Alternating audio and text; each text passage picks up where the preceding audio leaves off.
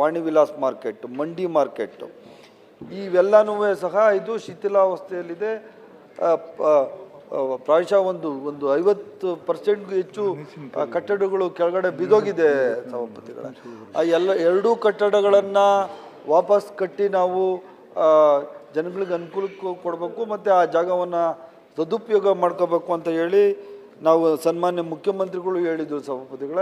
ಇದ್ರ ಬಗ್ಗೆ ಒಂದು ನಾವು DPR ಎಲ್ಲ ಮಾಡಿ ಪ್ಲ್ಯಾನ್ ಮಾಡಿ ಒಂದು ಕಟ್ಟಡ ಕಟ್ಟಬೇಕು ಅಂತ ಹೊರಟಿದ್ದೀವಿ ಸಭಾಪತಿಗಳು. ಆದರೆ ಸುಪ್ರೀಂ ಕೋರ್ಟಲ್ಲಿ ಇದು ಸ್ಟೇ ತಗೊಂಬಂದ್ಬಿಟ್ಟಿದ್ದಾರೆ ಸಭಾಪತಿಗಳು. ಅಂದರೆ ಆ ಕಟ್ಟಡ ಪೂರ್ತಿ ಕೆಡವಿ ಹೊಡಿಬಾರ್ದು ಅಂತ ಹೇಳ್ಬಿಟ್ಟು ಸಭಾಪತಿಗಳ ಕೋರ್ಟಲ್ಲಿ ಉಚ್ಚ ನ್ಯಾಯಾಲಯದಲ್ಲಿ 3 ಕಮಿಟಿ ಮಾಡ್ಬಿಟ್ಟಿದ್ದಾರೆ ಸಭಾಪತಿಗಳು. ನಾವು ಆಲ್ರೆಡಿ ಇದು ಕೋರ್ಟ್ನಾಗಿದ್ರೆ ಮುಗೀತು, ಕೋರ್ಟಿನ ತೀರ್ಮಾನ ಆಗೋರಿಗೆ ಅಂತ ಹೇಳ್ಬಿಡಿ ಸಾಕು. ಅಲ್ಲ ಏನು ಮಾಡಿದ್ದೀವಿ ಅಂತ ಕೇಳಿ, ಏನು ಮಾಡಿದ್ರಿ ಅಂತ ಕೇಳಿ ಕಷ್ಟ. ಅದರಿಂದ ಸರ್ವೋಚ್ಚ ನ್ಯಾಯಾಲಯದಲ್ಲಿ ನಮ್ಮ ಕಡೆ ತೀರ್ಪು ಬಂದ ತಕ್ಷಣ ಆ ಕಟ್ಟಡಗಳನ್ನು ಪುನಃ ನಿರ್ಮಾಣ ಮಾಡಲಾಗುವುದು ಸಭಾಪತಿಗಳೇ. ಮಂತ್ರಿಗಳು ಹೇಳ್ತಾ ಇದ್ದಾರೆ ನಾವು ಡೆಪ್ಟಿ ಕಮಿಷನರ್ಸ್ ಹತ್ರ ಫಂಡ್ಸ್ ಕೊಟ್ಟಿದ್ದೀವಿ ಅಂತ. ಅವ್ರು ಕೊಟ್ಟಿರೋ ಫಂಡ್ಸ್ ಸಾಕಾಗೋದಿಲ್ಲ ಸಭಾಪತಿಗಳೇ. 100 ಕಟ್ಟಡಗಳಿಗೂ ಹೆಚ್ಚಿದಾವೆ. ಹಂಗಾಗಿ ಆ ಏನು ಹೆರಿಟೇಜ್ ಬಿಲ್ಡಿಂಗ್ಸ್ ಏನಿದಾವೆ ಪ್ರೈವೇಟ್ ಪ್ರಾಪರ್ಟಿ ಸರ್. ಒಂದ್ ನಿಮಿಷ ಕೇಳಿ ಕೋರ್ಟ್ನಾಗಿದ್ದ ವಿಷಯನ ಚರ್ಚೆ ಮಾಡ್ಕೋಬಾರ್ದು ನಾವು. ಇದು ಬೇರೆ ಸರ್.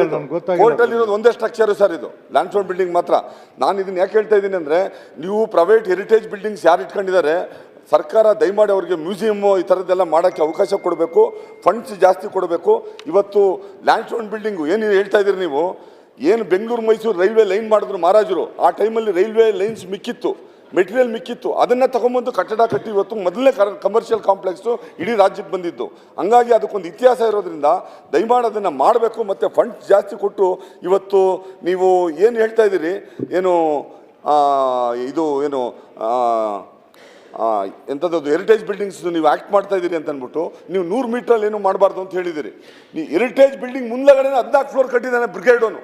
ಅದಕ್ಕೆ ಯಾರು ಲೈಸೆನ್ಸ್ ಕೊಟ್ಟಿದ್ದು, ಅದು ಹೆಂಗೆ ಬಂತು 14 ಫ್ಲೋರ್ಸು, ಇದ್ರ ಬಗ್ಗೆ ನೀವು ಸ್ವಲ್ಪ ದಯಮಾಡಿ ಒಂದು ತನಿಖೆ ಮಾಡಿಸ್ಬೇಕು. ನೀವು ಈ ಥರದ ವೈಲೇಷನ್ಸ್ ಆಗಬಾರ್ದು. ಇದು ಸಭಾಪತಿಗಳೇ, ಈ ವಿಚಾರವನ್ನು ಗಂಭೀರವಾಗಿ ತಗೊಂಡು ಸಭಾಪತಿಗಳೇ, ಕಾನೂನು ವಿರುದ್ಧವಾಗಿ ಯಾರಾದರೂ ಕಟ್ಟಡ ಕಟ್ಟಿದರೆ ಅವ್ರಿಗೆ ಎನ್ಕ್ವೈರಿ ಮಾಡಿ ಅದನ್ನು ಪರಿಶೀಲನೆ ಮಾಡ್ತೀನಿ ಸಭಾಪತಿ.